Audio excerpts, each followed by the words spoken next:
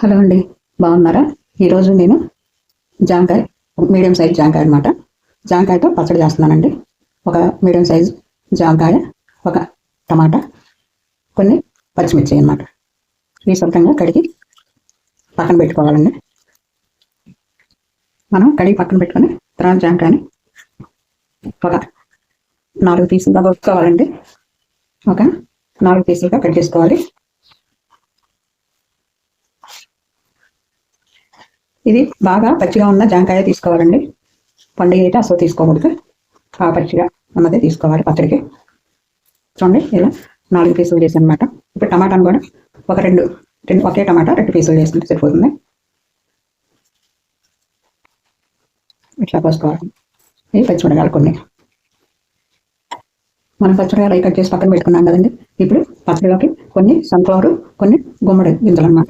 ఇవి పచ్చడిలోకి వేసుకుంటే చాలా ఆరోగ్యానికి మంచిగా ఉంటుందండి. ఇవి వేయించుకొని పక్కన పెట్టుకోవాలండి. ఇవి కొంచెం కలర్, కొంచెం లైట్ కలర్ వచ్చేంత వరకు వేయించుకోవాలండి.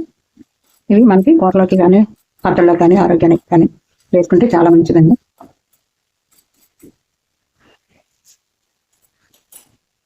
ఇప్పుడు చియా సీడ్స్ ఒక స్పూన్ వేసుకోవాలండి.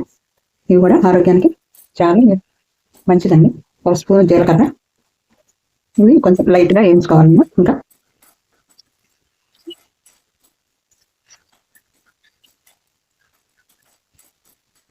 ఈ ప్లేట్ బాగా వేడి ఎక్కువగా ఉంటుంది కాబట్టి మనం సరిపోతుందండి.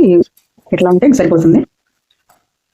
ఇది ఇంకా మనం ఒక ప్లేట్లో తీసేసుకోవాలండి అన్నీ.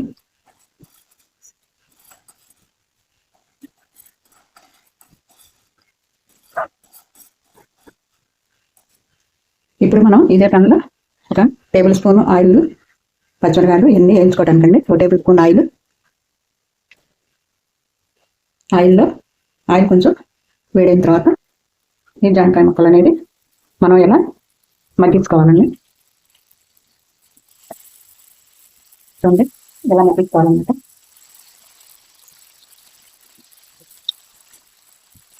మూత పెట్టుకుంటే మనకి మగ్గుతుంది.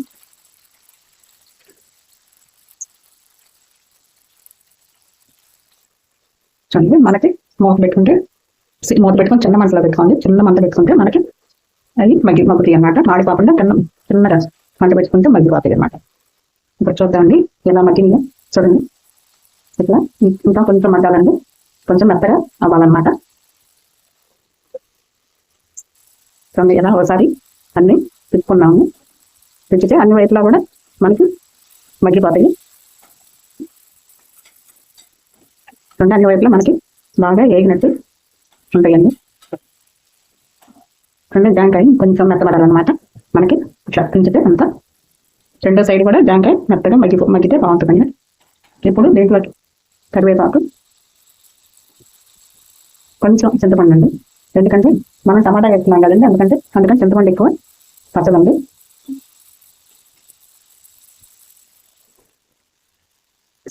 ఇప్పుడు చూద్దామండి. చూడండి, ఇట్లా మగ్గితే ఇంకా సరిపోతుందండి. ఇప్పుడు ఇంకా స్టవ్ ఆఫ్ చేసుకున్నాము. చూడండి, ఇలా మగ్గితే సరిపోతుంది అన్నమాట. జాంకాయ కూడా మనకి మెత్తగా అయిపోయింది. చూడండి, ఇట్లా ఇంత మెత్తగా అయితే సరిపోతుందంటే ఇట్లా మనం గంట చెక్కన్నప్పుడు మెత్తగా అయితే సరిపోతుంది.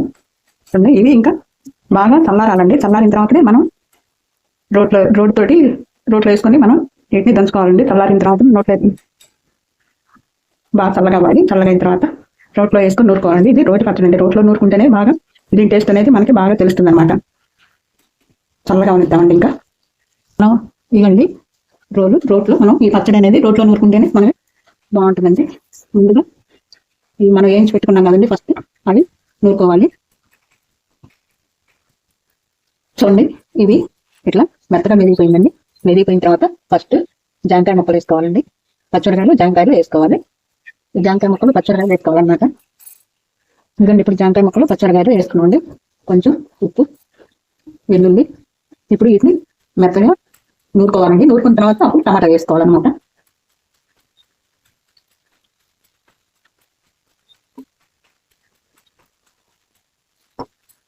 చూడండి, ఇలా మనకి ఎక్కువ టైం కూడా పట్టదండి. ఇది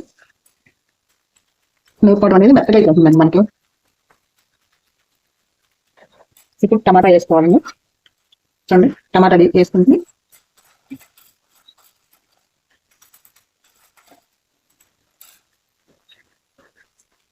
మెత్తగా ఇట్లా నూరుకోవాలండి.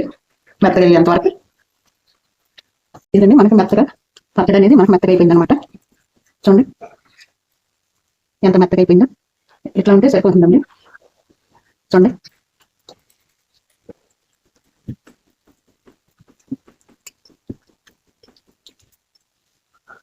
ఇకండి మనకి ఈ జాంకాయ పచ్చడి అనేది రెడీ అయింది.